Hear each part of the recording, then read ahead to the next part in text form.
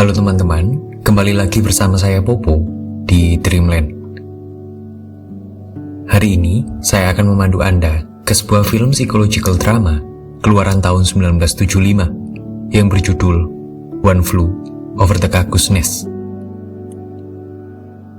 Dianggap sebagai salah satu film terbaik dalam sejarah perfilman Amerika, film ini berhasil memenangkan 5 kategori utama Oscar di tahun 1975, termasuk diantaranya film terbaik dan aktor terbaik. Dibintangi oleh aktor favorit saya, Jack Nicholson, One Flew Over the Cuckoo's Nest menceritakan kisah tentang narapidana yang berpura-pura menjadi gila, yang justru menjalin pertemanan erat dengan para pasien di rumah sakit jiwa. Jadi langsung kita saksikan One Flew Over the Cuckoo's Nest.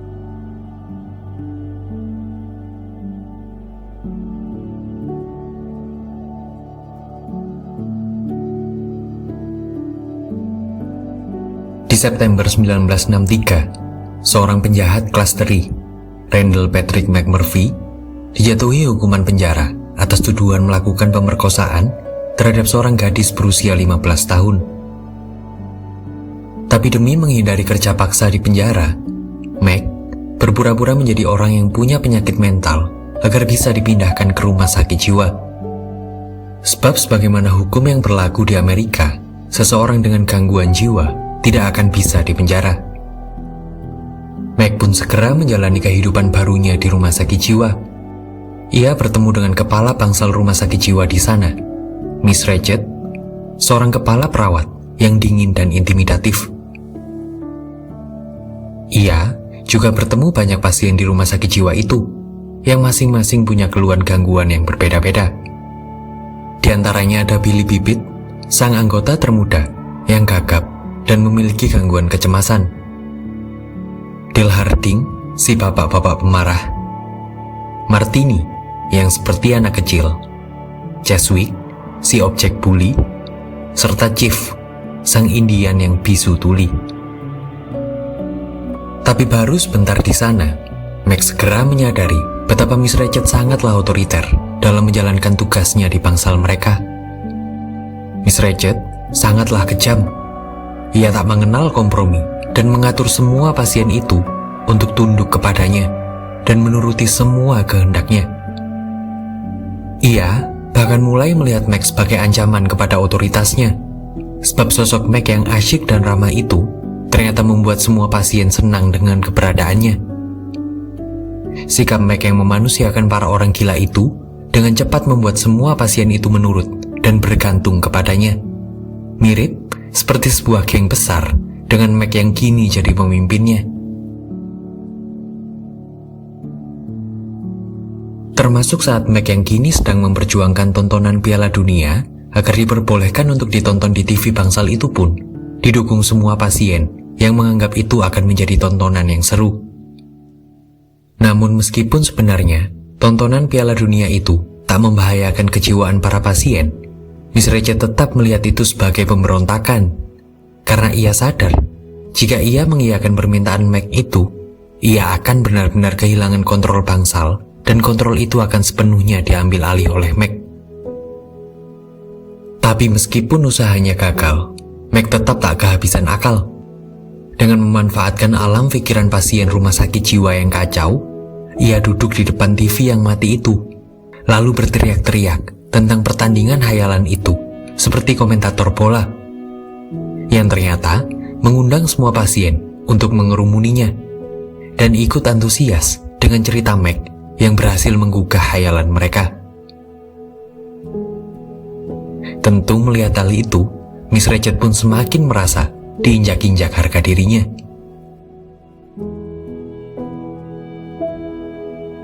Perlawanan itu pun dilanjutkan oleh Mac di keesokan harinya. Ia mencuri bus rumah sakit jiwa untuk membawa pasien-pasien itu jalan-jalan. Ia juga menyebut Candy, temannya sekaligus pelajar murahan di kota itu, untuk ikut bersama mereka pergi memancing dan berenang.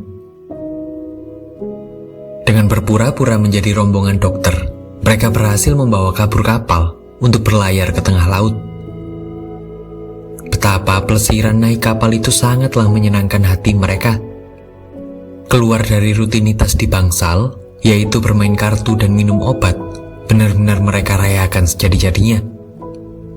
Meg bahkan mengajari Cheswick untuk menjadi nahkoda kapal, yang awalnya membuat Cheswick takut, tapi kemudian senang dan bangga pada kemampuan barunya itu. Meg juga mengajari yang lainnya memancing, lalu memberi mereka kail satu persatu, yang bahkan berhasil membuat pancingan Martini dan Billy mendapatkan ikan besar pertama mereka. Tentu mereka senang sekali dengan keberhasilan mereka itu, sehingga tangkapan itu mereka banggakan kepada semua orang saat mereka kembali ke dermaga, tanpa menyadari bahwa orang-orang itu berkumpul di dermaga sebab mengetahui berita heboh tentang adanya kapal yang dibajak oleh orang-orang gila ini. Mereka semua pun segera dibawa kembali ke bangsal. Sialnya, mereka semua jadi kehilangan jatah rokok harian yang biasanya bisa mereka hisap. Dan kini semua kartu, papan monopoli, atau mainan apapun di sana akan disita. Tak sampai situ, pihak rumah sakit pun tahu dalang dibalik kejadian itu adalah Meg. Sehingga mereka memutuskan untuk menjadikan Meg sebagai pasien tetap di sana dengan durasi kurungan yang sama dengan kurungannya di penjara, yaitu lebih dari 20 tahun. Tentu Meg tak terima dengan putusan nasibnya itu, sehingga ia marah dan menyerang petugas. Hal itu jadi membuatnya dilumpuhkan bersama dengan Chief dan Cheswick yang ikut membela aksi Meg itu. Sambil menunggu giliran terapi kejut listrik sebagai hukuman perlawanan mereka yang kini terlebih dahulu sedang dijalani Cheswick itu, Meg memberikan permen karet untuk dikunyah Chief. Tak disangkanya, Chief membalas kebaikan Meg itu dengan ucapan terima kasih. Itu jadi tanda bahwa Chief sebenarnya tidak bisu dan tuli. Ia bahkan mungkin tidak gila dan bisa jadi sama seperti Meg, yaitu pergi ke rumah sakit jiwa hanya untuk menghindari hukuman penjara saja. Mengetahui itu, Meg pun mengajaknya bersekongkol untuk bisa segera melarikan diri. Namun sayang, belum sampai rencananya itu dijabarkan, Meg sudah dibawa petugas untuk melakukan hukuman kejut listriknya.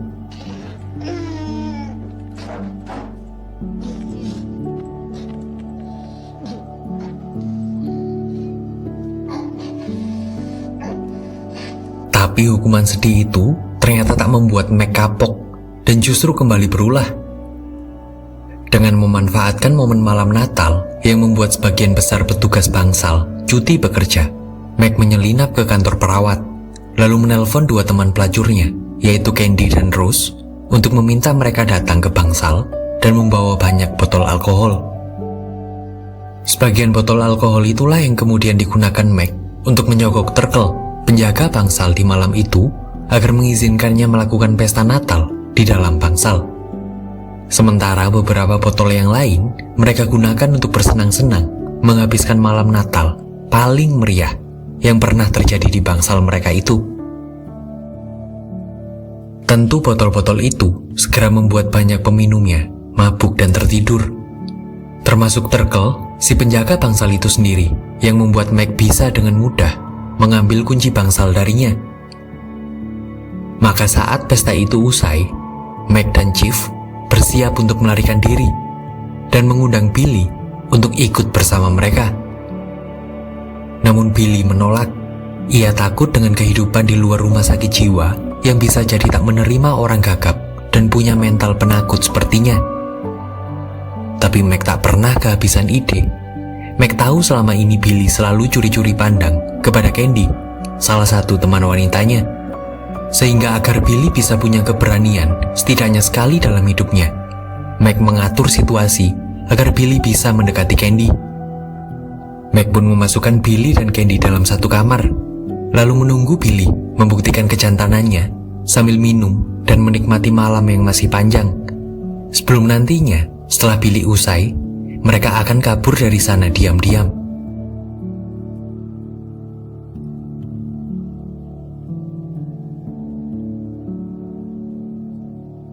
Tapi minuman itu justru membuat mereka mabuk dan tertidur, alih-alih kabur dan melarikan diri. Di pagi itu, Miss Ratched yang datang bekerja mendapati betapa kacaunya keadaan bangsal bekas pesta Natal semalam. Miss Ratched jelas marah, tapi ia lebih marah lagi saat mendapati Billy yang tertidur dalam pelukan wanita.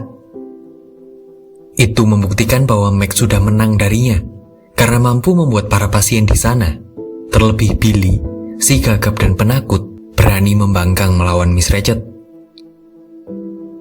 Billy bahkan berani menghadapi Miss Ratched itu tanpa ada gugup, dan berhasil bicara lancar tanpa sedikit pun gagap. Meg ternyata berhasil membangkitkan keberanian dalam mental Billy. Tapi Miss Ratched tak suka akan hal itu. Miss Ratched yang tahu sumber masalah mental Billy adalah karena ibu Billy yang kasar, mencoba mengancam Billy untuk melaporkan kejadian itu kepada ibu Billy. Keberanian Billy pun retak di bawah tekanan Miss Ratched itu, yang membuatnya jadi kembali gagap. Billy yang sangat ketakutan dengan ibunya itu bersujud meminta Miss Ratched tak melaporkan kejadian itu kepada ibunya. Tapi Miss Ratched tak merespon sedikit pun dan justru meminta petugas untuk mengurung Billy di satu ruangan. Tak disangka, saking ketakutannya atas ancaman Miss Ratched itu, Billy memilih mengakhiri hidupnya dengan menggorok lehernya menggunakan pecahan kaca. Situasi pun sontak jadi kacau. Miss Ratched mencoba meredakan ketegangan itu dengan menyerukan agar rutinitas hari itu berlanjut seperti biasa. Tapi itu hanya membuat Meg semakin marah, karena menganggap Miss Ratched tidak bertanggung jawab sedikit pun. Meg langsung mencekik Miss Ratched, berusaha untuk membunuhnya dan membalaskan dendam Billy. Sebelum ia dihentikan oleh para petugas yang berhasil mengagalkan kematian Miss Ratched. Setelah kejadian itu, Miss Ratched kembali ke bangsal dengan mengenakan penyangga leher dan tak lagi bisa berbicara lantang.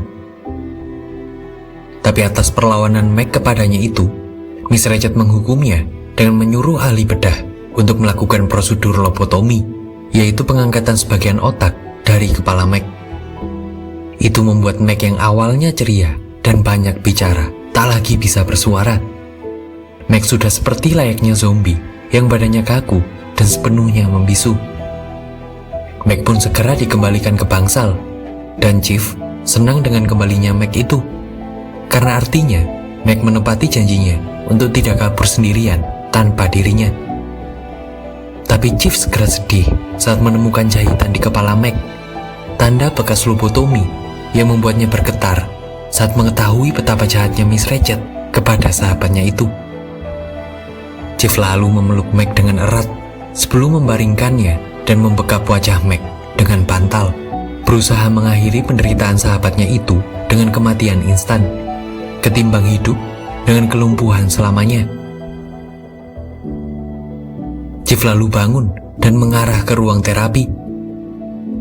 Ia berusaha mengangkat marmer hidroterapi yang sangat berat itu, lalu melemparkannya ke kaca dan kabur dari bangsal rumah sakit jiwa. Para pasien yang bangun karena mendengar suara pecahnya kaca pun menyorakinya, seolah menyelamati Chief yang sudah berhasil bebas. Sehingga disinilah One Flew Over the Cuckoo's Nest tamat. Cukup sekian pembahasan film kita kali ini. Terima kasih atas atensinya. Tetap waras dan terengginas, selalu berbahagia ya, bareng